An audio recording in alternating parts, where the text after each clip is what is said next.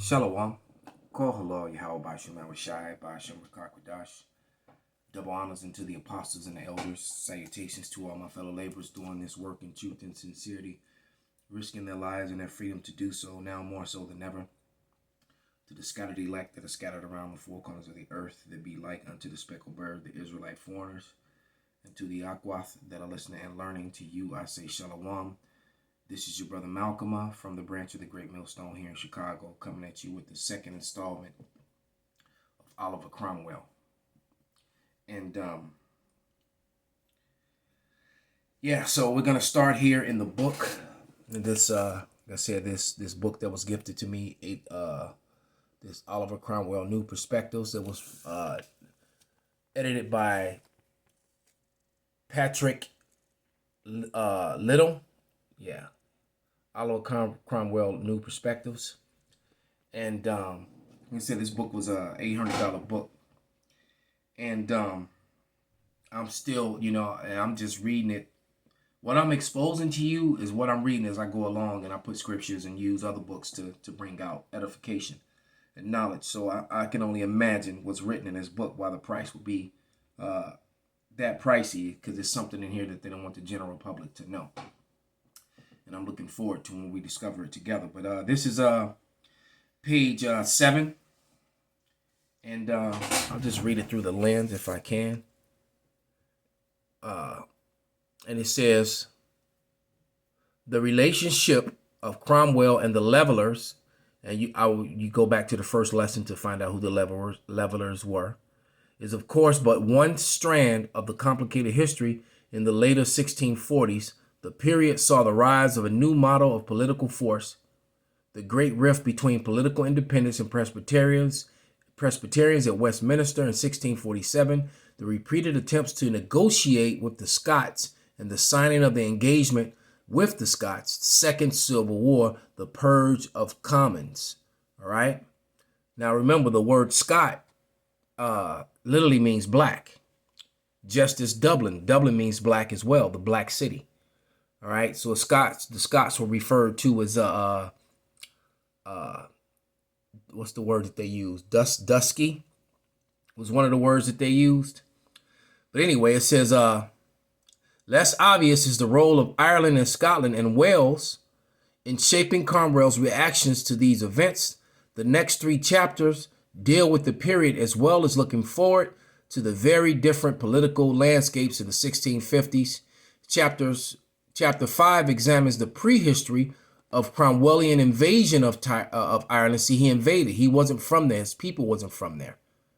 All right. In 1649, by reviewing Cromwell's sometimes complex relationship with the island in early years, in doing so, its challenges ideas when arrived in Dublin, all right, the Black City, all right, a dark city. In August 1649, Cromwell was ignorant of Irish affairs and guided merely by religion, bigotry, and hatred of Catholicism, which is a lie. The fact Cromwell was very knowledgeable, and I'm going to prove when we go into the book, The Negro Question, that he wasn't opposed to Catholicism. The Catholics, the Irish, and the Scots were at this time, because they had been brought together by King James. And you read the King James version. The King James version of the Bible is clear and apparent opposition of Catholicism. All right.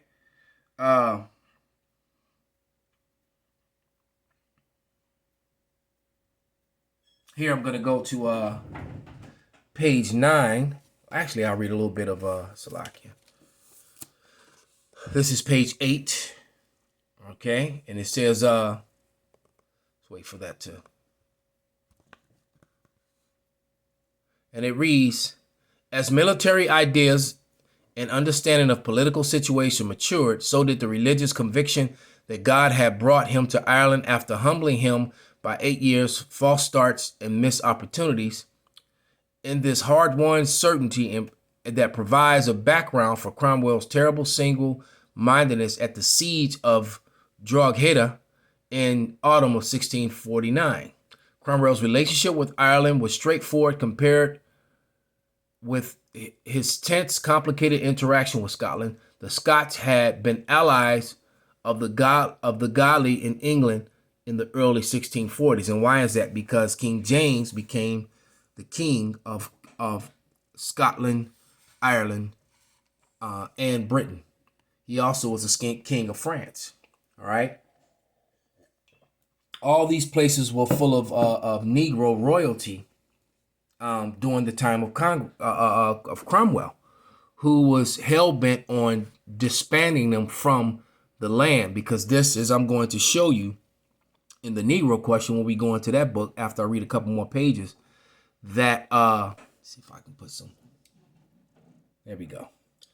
That Cromwell was there to remove the remaining Israelites out of that land, and thus started iconoclasm, and then all the doctrines of white superiority began to be pushed forward. All right, but on page 9, it says the two nations in religious and civil bond was signed in September 1643, and Cromwell's record of cooperation with the Scottish commanders during the First Civil War. All right, so was not a good one. The victory of Marston, UK. Marston was in the UK. All right, Marston Moor.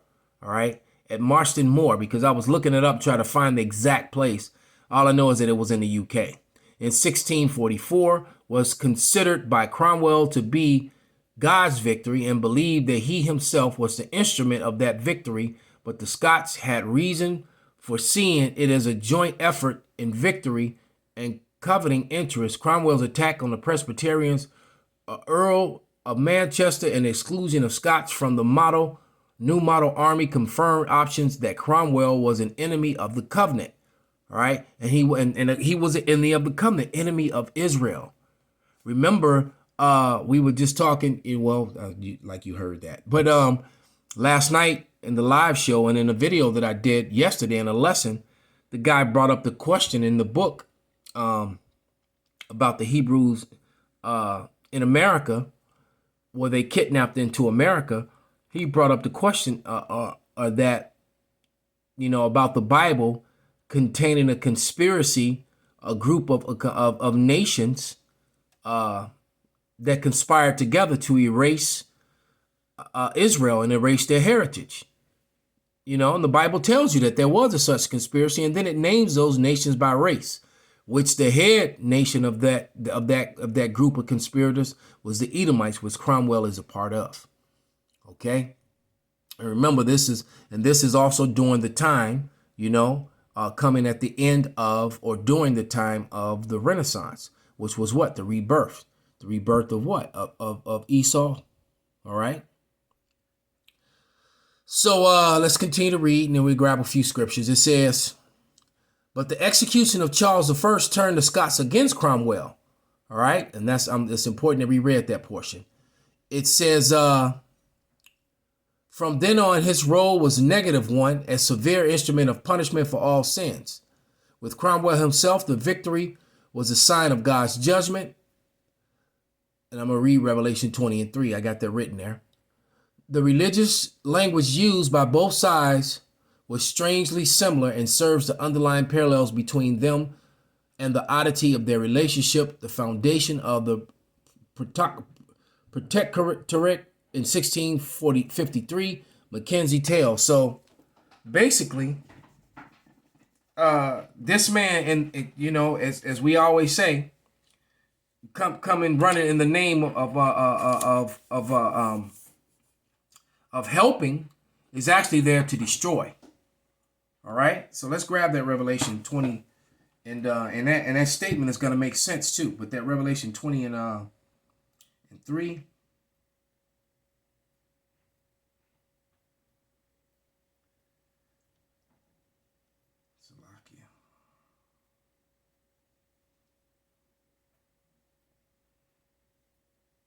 And it reads, and cast him into a bottomless pit and shut him up, and sets a seal upon him that he should deceive the nations no more till 1,000 years should be fulfilled. And after that, he must be loosed a little season.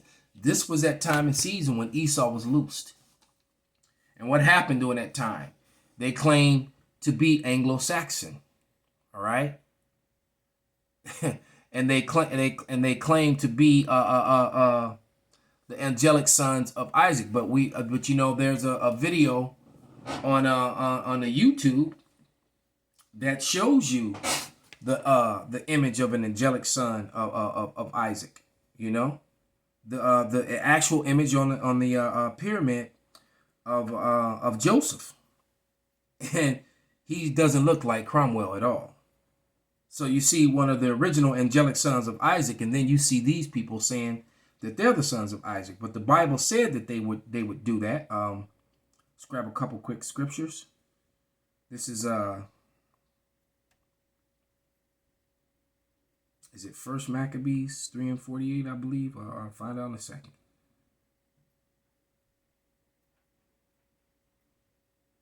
Yeah, I'm gonna start at 46.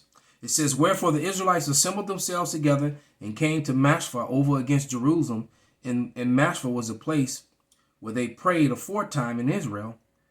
Then fasted a day and put on sackcloth and cast ashes upon their heads and rent their clothes and laid open the book of the law, wherein the heathen had sought to paint the likeness of their images. Just like these images here. They put their faces up during that time.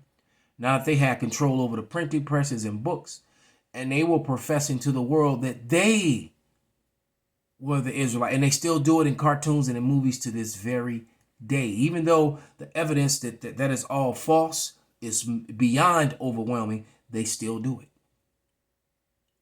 They still do it. Okay? Here is a portion of the book. This is page 14 in the Negro Question. All right? And it reads, in English, your preacher should continue to get smarter. If he doesn't, then your minister is not fit to lead you. Now I want to examine the events surrounding the disappearance of these black people. Every good book needs a bad guy. And every bad guy, and the bad guy in this book is Oliver Cromwell, the protector of the crown of England. They call this guy the protector of the three crowns, but was he really? If you are the protector of the crowns, then don't execute the king and his subjects. See, and that's what he was doing. And I tried desperately not to mix the church and religion in his book, but the fact of the matter is that that there was some type of church schism. It appears that the wording of the Solemn League covenant and introduction of the original King James Bible and the three kingdoms, Britain, Ireland, and Scotland, were opposed to the popes and Catholicism, you see. So this guy in this book of Cromwell, he lied. This is why, and they were so-called Negroes. They were Israelites. All right? It appears that the contrary to what you heard, King James was not a Catholic, nor were Ireland, Scotland, and Britain. I deliberately spelled Britain, Britain. The two words mean something important to get concordance and look up the word Ain, the suburb of Benjamin, Judah, and Levi, and the use of the internet to see what Brit means, covenant, in the original Hebrew. All right, in the original King James Bible, King James spelled the names Ames, because there was no J. Why would he do that? The letter I in Hebrew with Zion was not only the King James use of the word to spell his name, he also nicknamed himself Jacob. All right, so you have to remember this was the second leg of Edomite superiority, because you had the Renaissance, and this was the second leg of it.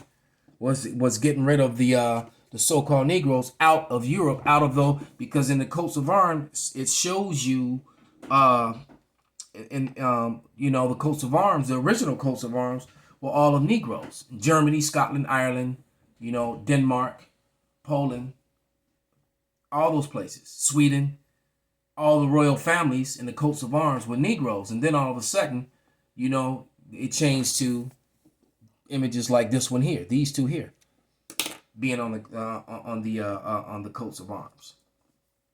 All right, and let's see if I can pull up that if I can find that image of Joseph on the pyramid. And you know, they're still there to this day. You know, which destroying the lives of, you know, of the Israelis and them being the people of the Lord, or anyone that looks like that for that matter.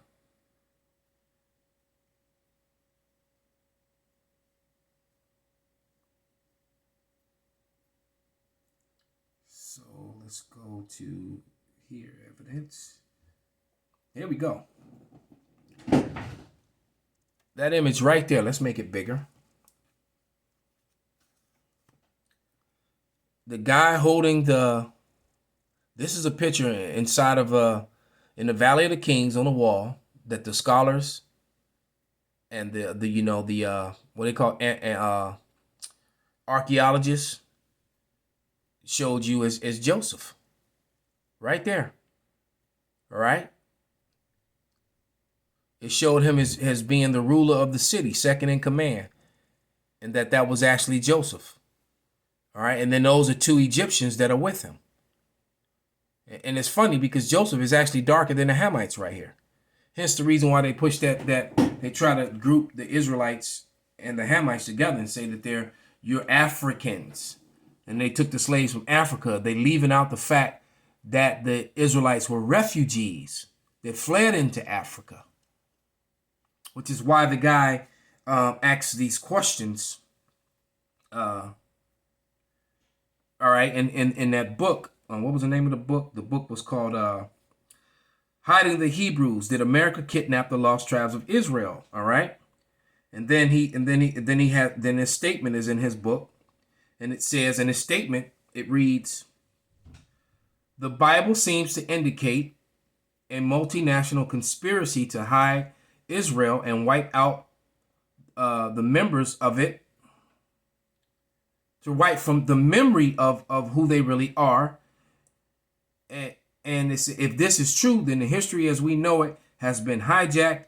And the only, the multinational conspiracy to hide Israel and wipe out the memory of it.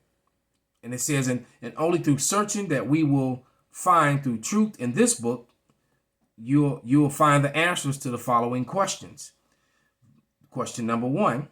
Why does the 1747 English map place Judah on the slave coast of Africa? So that's just one of the questions. So you see, all these things that Esau Edom leave out when he's teaching his false history. Why? Because he's controlling the narrative. All right? Because he's controlling the narrative and he's giving you what, that's why they have curriculum. They have a approved curriculum. Because they want to control what you're learning. They don't want you to learn the truth. They don't want you to know the information that's being shared. All right, so this was just lesson number 2. I'm going to, like I said, in the first lesson, I'm going to continue with this just to keep going into this book until the spirit, you know, moves on to the next thing. All right, and continue to use these 2 books. And maybe the one, eventually I'll get to the one that will add unto these 3, the book about Cesare Borgia, because that's going to come into play in these lessons as well. So once again, Oliver Cromwell, New Perspectives, edited by Patrick Little, and then the Negro Question. All right. Trying to get that into focus. The Negro Question by Britain, Irish, and Scotland, right, by Lee Cummings. Okay, and yeah, so we're just gonna keep going into that until we get a further understanding and keep proving these Edomites to be the liars that they are. and edifying Israel. Call halal Yahweh Bashem Nawashai, Bashem Rakakwadash, Wa Ababa Ball, Kwam Yasharala.